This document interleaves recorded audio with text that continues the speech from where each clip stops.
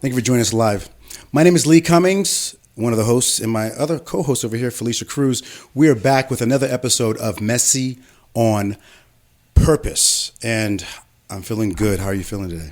I'm feeling good. This is the fourth podcast we recorded today, and we're still chatting, so that's good. Yeah, absolutely. What are we talking about today? So this episode, I'd like to talk about kind of how fake confidence is rewarded online. Mm-hmm.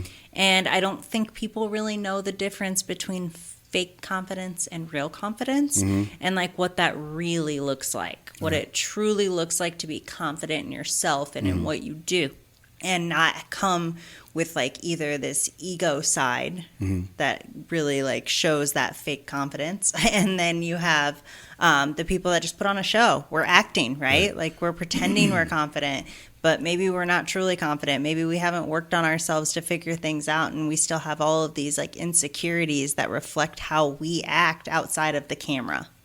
Interesting. So there's a disconnect between what is real and what's not real, and I think necessarily that might hurt a person because you're living in you're not being your authentic self. Yeah, I mean, you said it. You're living two different lives.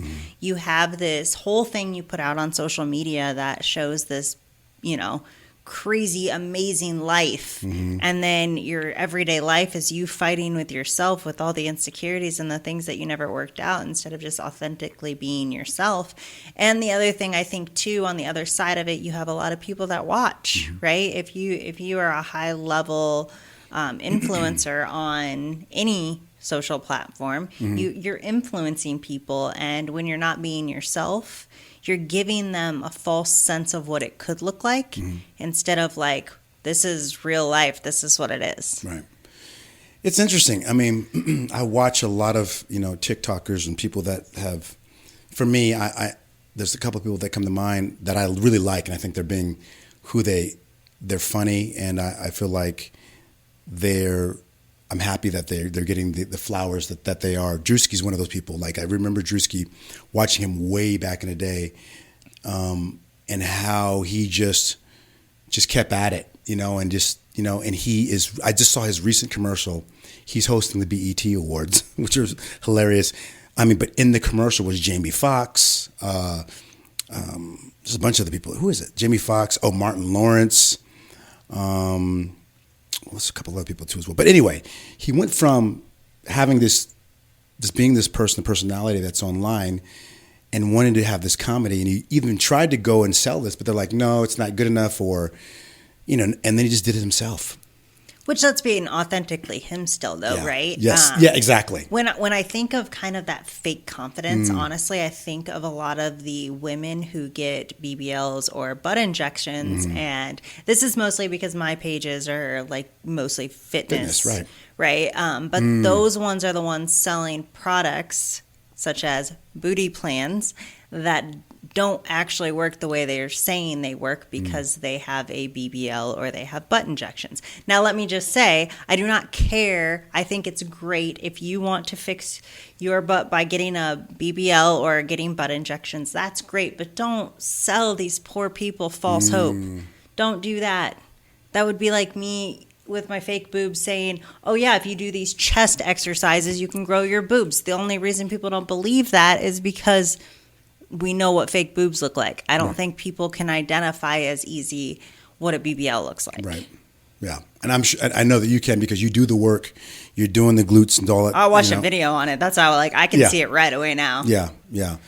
I've seen some things too as well. Like when this part of the thigh doesn't match, coming up, it's like. Well, and there's a difference like between the BBL and the fake butt and all that. You'd be fooled by a BBL. Okay. Oh, really? Yeah. Oh, wow. So it's a difference between... I'll show you some videos later of what they look like. I'm not going to say no to seeing some booties. So. But it's just like, yes, put yourself out there. Be confident. You got that to feel good about yourself. No different than me getting fake boobs to feel good about myself. Right. But like, don't sell fake products and don't make it out like you built something that you didn't. Right. That is, and like you're putting confidence in like, I've built this doing these exercises and blah, blah, blah, but like it's fake.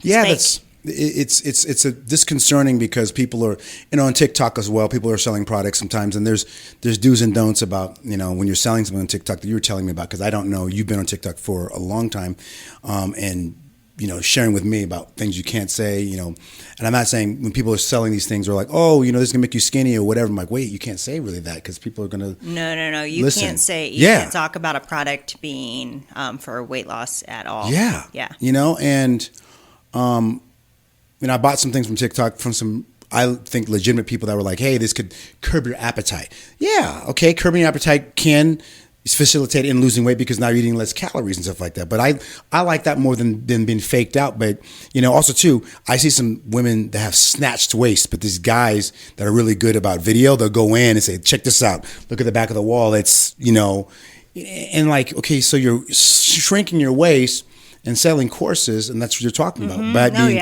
fake and not being honest about it. And like what that comes down to is they're not confident in who they am and selling something based off of who they are. That's why they're using enhancements or Photoshop or whatever it might be to sell a product. And that kind of, I feel like you take that with you, right? So just because you're on the camera doing it and then you leave, it doesn't go away. Now if you have any type of conscience, you have to carry that with you and like feel somewhat guilty that you're selling a false product. I would think so, but I guess for me, it's like, I don't think they do. I don't think they have a heart. I think that the bottom line is, for them, it's money, and if people are going to be the way, that's why I like how we build, an audience here. It's based on respect, it's based on love, it's based on honesty and being authentic the whole entire time. And I've seen all your videos too. When you're talking about something about products, stuff like that, you're literally delighted. Like, the bump bank and also this other thing right here. This is what is that? The old gaming thing. Yeah, the old gaming thing. It's got about 200 or 300 like old school. I was playing Super Mario Bros. It's like an old school TV that I grew up with. So it's like, that's like, hey, if you're into nostalgia and you play Super Mario Brothers, you need to grab this. It's probably got Donkey Kong on there too as well. Oh, probably. I don't even know. There's I know so it much. does. Yeah, it's got to. I haven't even played with it that much. 5 minutes. But it's cute. I really like it. But I really like the fact that how you go through life is not like, hey. It's not a bottom line for you. It's like, hey, if you enjoy this like I do, check it out. Yeah, like I'm not going to falsely sell something. No. That actually, for example, I got one of those vibrating plate things, and I got it like, you know what I'm talking about, like the one you step on and it shakes you. Yeah. So they wanted me to sell it as a weight loss product, and I did not do that. So I did it as it relaxes your muscles. If you're soreness, it kind of relieves some of that pain. Right. And said it was great for recovery. And they literally messaged me that they did not like my video because I didn't say it was for weight loss. And so I gave the product away. I gave it to my neighbor, and I didn't make another video. Right. Yeah, it's interesting. Like the fact that, I've seen those. I've seen a bigger version of that when I was at Nancy Lasseter's house from Pixar. She was, John, she's married to John Lasseter. And it was, that one, I stood on it. That one you could lose probably some, because it was super big. I'm not saying you can't, but it probably not. But at least that one was like, it was shaking the crap out of you. I call it like the twerk machine. It really is a twerk machine. Yeah, definitely twerk. I was definitely twerking on that thing. As long as you got a little bit of fat, something's jiggling. And I was kind of upset. I did not need to be on that thing. It was making me feel really uncomfortable. And my whole body was shaking and fat was moving in my body. I'm like, I don't think I should be moving like this on this machine like that. But yeah, but I get you. And good for you for not selling something that you don't believe in. Because I that does hurt me in the long run, right? Because by being very honest, especially with the health and fitness industry, and like not wanting to sell people on supplements that they don't need or on programs that have false hope. Like, no, you just need, the basics, and like I keep it very, very simple. And that'll hurt me because people don't want that. People want the lies. And that's the other thing, is the lies actually sell. And so that's the fake we're talking about. That's exactly, do you guys appreciate people who are honest and authentic, or are you buying into the magic pill, the magic bullet, that's going to kill the lichen or the werewolf? Are you into that one bullet sort of shot when it's not true, or do you really want to... I strongly believe most people want the quick fix. They do. The easy. They don't want the fight. And like the fight is where you make life easy later on, and the quick fix makes things harder later on. Mm-hmm. What's that stuff called, GLP-1? I mean, I don't know that much about it. Mm-hmm. Or the Ozempic, or whatever you want to call it. I mean, people are pushing peptides, not to say that peptides don't work, but they're pushing these things like... I think they're great and they have a purpose. Yes. For people who are super overweight that have high blood pressure or whatever, I mean... I don't think that just because it's trending, you should do it. Well, part of the problem is I see people who are ripped up and pushing these peptides because it's easy. It's like, well, this is what I do. It's like, dude, it's you know you did hard work. It's just the new fad thing. You know what I mean? Like, it's no different than like going from pickleball as the fad to now running's the fad. Like, it's just the new fad thing. It's the new thing we're pushing. You know, at one point it was like, we're going to push creatine. We're putting it in everything, or protein and everything.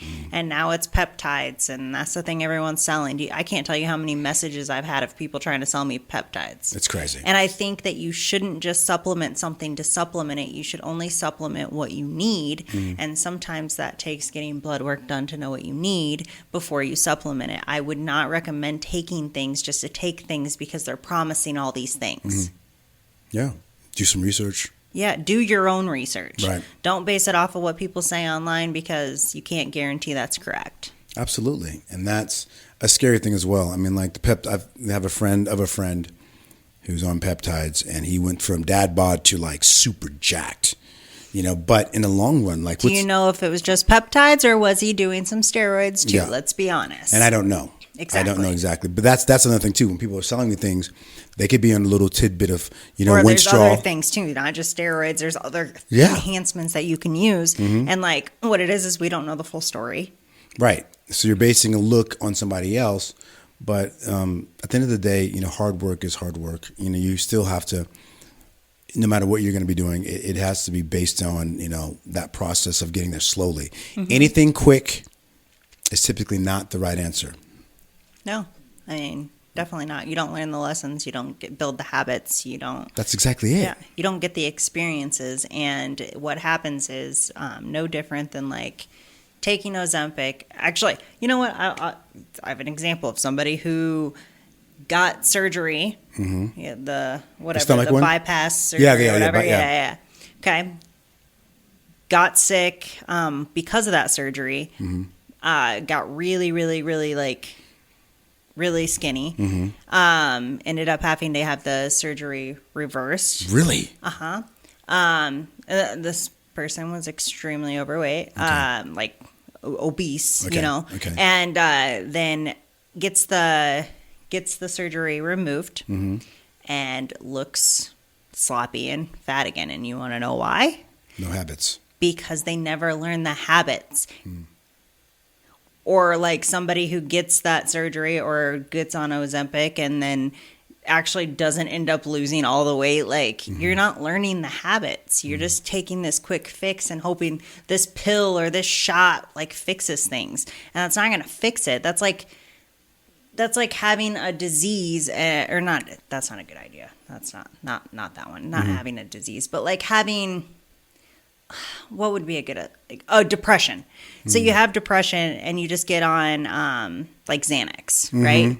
And that's what you decide you're on for the rest of your life. You don't ever decide that you want to beat the depression and have a really full and healthy life. You want to rely on a drug for the rest of your life. And then what happens if you can't have that anymore? Instead of, you know, working through maybe with a therapist or with a friend or a family member, or maybe just even doing some of the work yourself and doing the things that better your life.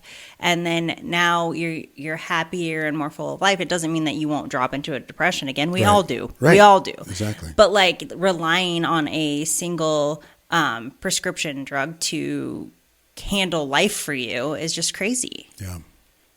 Because eventually you have to come pay somebody. Something. If you don't deal with something in your life, whatever that might be, eventually, especially when it's a quick fix, you're gonna have to. You got to pay. Eventually you will, because it's temporary. And that's exactly it. And not to say that I haven't been depressed or I've never been on any sort of kind of drugs that would help depression, because I'm not depressed. But for those people that are, it is what it is. But if you're not addressing the problem, it's supposed to help you fix it to enable to get to a point to where I think that the end goal is for you not to be on those drugs, if you can. And like I'm saying, I have the answers by any means, but I think a lot of times we glaze over the fact that we have to do these steps, these work that's going to teach us, how to get to the next level. Well, just brings us back to the lessons that you learned. If you don't learn the lessons, how do you learn the habits and the things that you should know, whether this is good or bad, or like whatever it might be. Like It could be so many different things, but like you have these experiences and like these hard times in your life to grow and become the next step up from yourself. And if you don't learn the lesson, we talked about this before, that the cycle repeats. And if the cycle repeats, you're just going to be like, well, this is just my life now. Instead, you could just sit there and be like, okay, why does this keep happening? Okay, what do I do to fix it? And now I'm learning in that process, and you can grow from that. Absolutely. Yeah, it's neat. I mean, I look at my own life, like, losing and cutting, like I'm doing right now.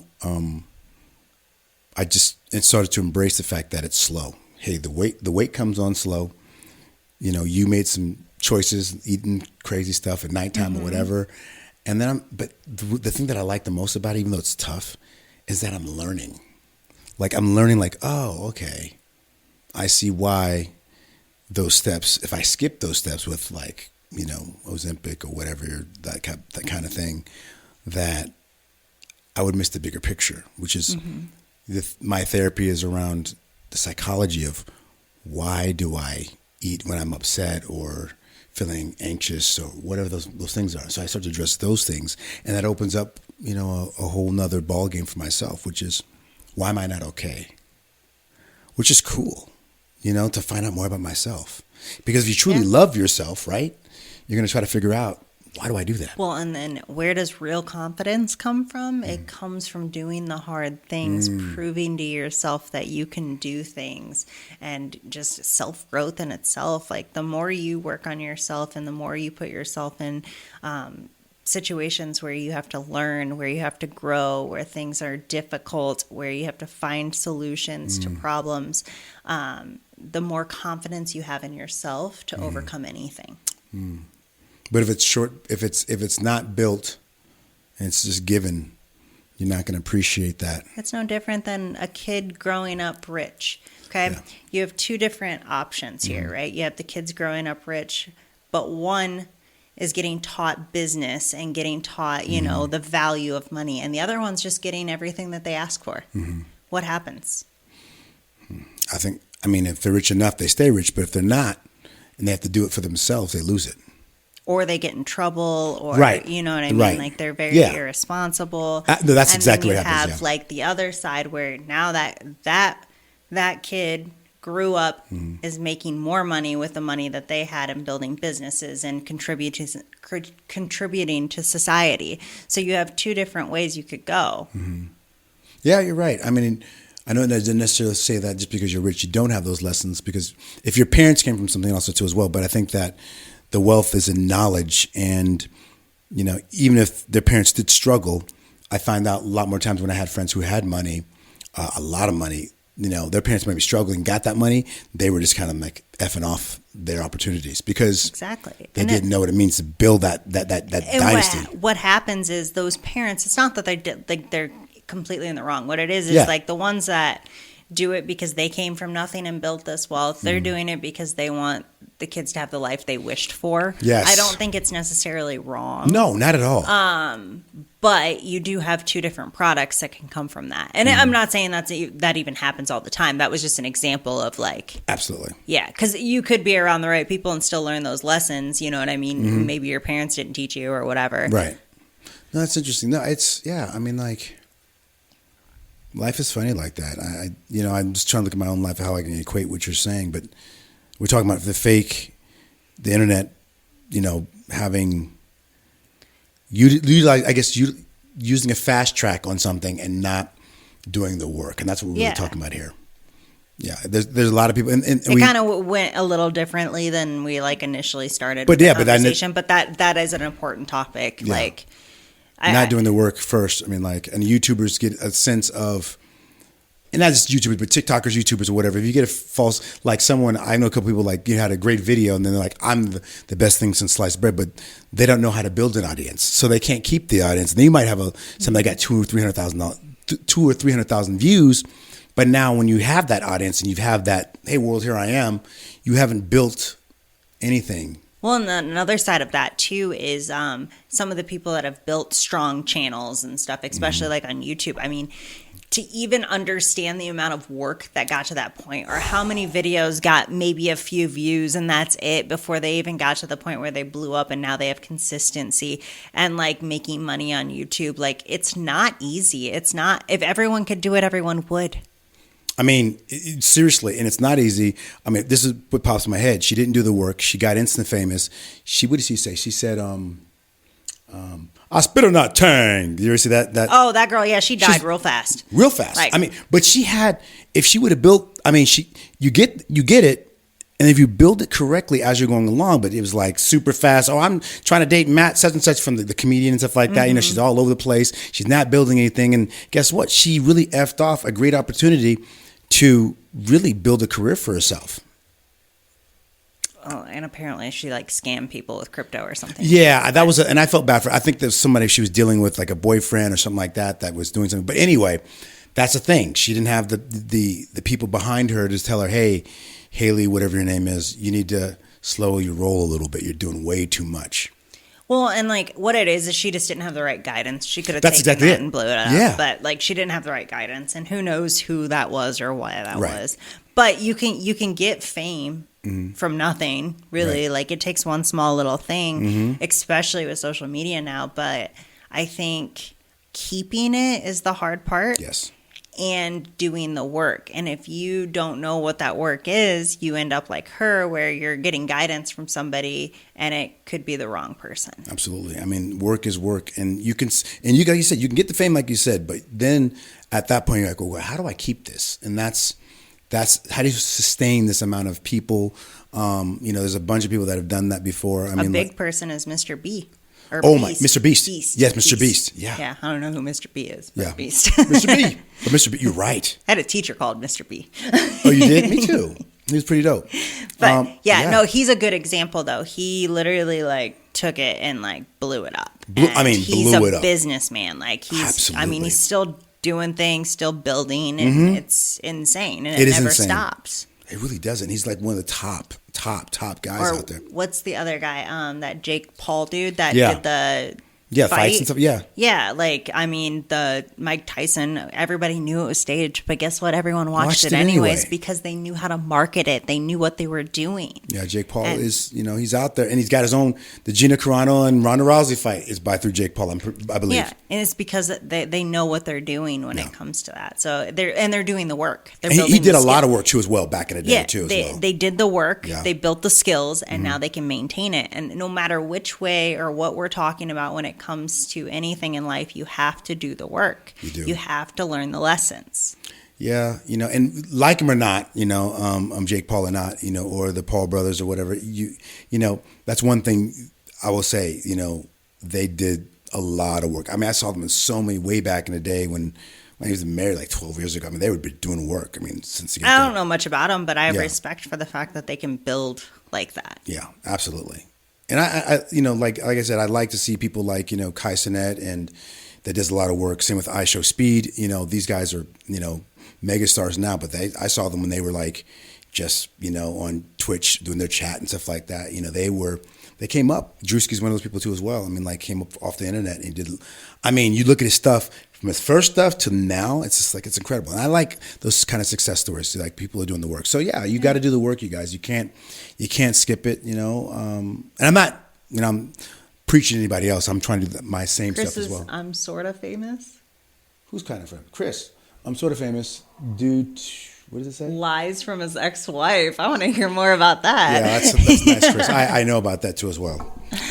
I mean, he's the first. Hey, Chris, thank you so much. I mean, that's the first person that actually said something and came in here and said some stuff. And I'm glad you saw that too as well. Nice, Chris, because we've been telling people to say something and no one's like, yeah, we're just fine. Pop in and say hello. That was good. That was good. I like that. It's very nice. It's very nice. So yeah, we can see that. We see you, Chris, and thank you for that. And give me a shout out to Chris out here. But yeah, I mean, I'm just reading through things. Anyone else say anything? No. Okay, but that was great. But yeah, sort of famous. I mean, I think we all are infamous sometimes, if that. I just post enough videos that the people I know won't forget me. That's exactly it. What else can we say about this topic? I don't know. I mean, there's not really much else to say other than just do the work. I think it's very simple. I was like, if you want to build a business, you have to, do the work to learn the skills to be able to build a business. If you want to lose weight, you're going to have to learn the skills to have better habits and be able to maintain what you want to build. Because once you get to that ending point, you have to be able to maintain that. Otherwise, you just built that for nothing. That's it. You can't maintain it. Same thing with a business. If you build a business, you have to know how to maintain it after it's built, after it's started. What do you do next? But if you didn't build it, then you don't know what to do. And again, you can buy one that's already ready to go, but you still have to learn the skills to keep it going. Yeah, that is tried and true information. Yeah, it's interesting. I look at my own. Respectively in my own life, like about movie making, stuff like that, and the things that I've learned, I'm not necessarily done. I do want to make more features, but I've done a lot of work, and I'm going to keep doing the work until I can prove to myself, and then eventually, maybe I'll get a chance to make another feature, which would be great. But you have to do the work, man. Because if it was just given to me, I would have messed. I can tell you right now, I would have messed it up. And I can tell you right now, everyone that has anything has done the work. Yeah. And it doesn't matter how big they are now, you didn't see what happened before that. Yeah. And if you are working on something, whatever it might be, know that other people are working just as hard, and it takes time. It does. Put in the reps. And you can grow that muscle to be very, very strong. And whatever it is that you're wanting to build. Yeah. Tearing it down, bringing it back. Tearing it down, bringing it back. Life. That's how you live, though. That's how you live. You have to live in the mess. Breakdown for breakthrough. And I know you guys have heard that before, but that's what it is. You got to break down to break through. Yeah. All right. Well, do you have anything? I don't have anything to add. That was the only thing I was taught that by Mr. Michael Gerber. If you've never read the E-Myth, the entrepreneurial myth, I can't even talk right now, but a great book. I can't talk any day, but here I am. I know. But yeah, it's a great book. If you want to learn more about business, just check out the book. I'm not selling anything like that, but you can get it off anywhere. It's a great book. And it just basically says that just because you know how to do something doesn't mean you're necessarily going to be good at business. For instance, in Michael, he talks about this woman who's fictitious. Her name is Sarah. She makes cookies. And everyone tells her, oh my God, you should start a business making cookies. But guess what? Sarah knows nothing about business, guys.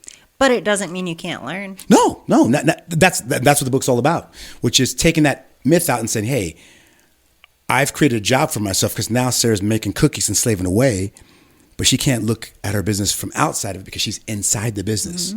So yeah, great book to pick up. All right. Well, we got a book recommendation. Just leaving off with do the work. Do the work. Get those reps in, guys. I got some hearts over here too. Thank you for the hearts. Aww. Loving you guys so much. These guys are a lot more active than the other group. Yeah.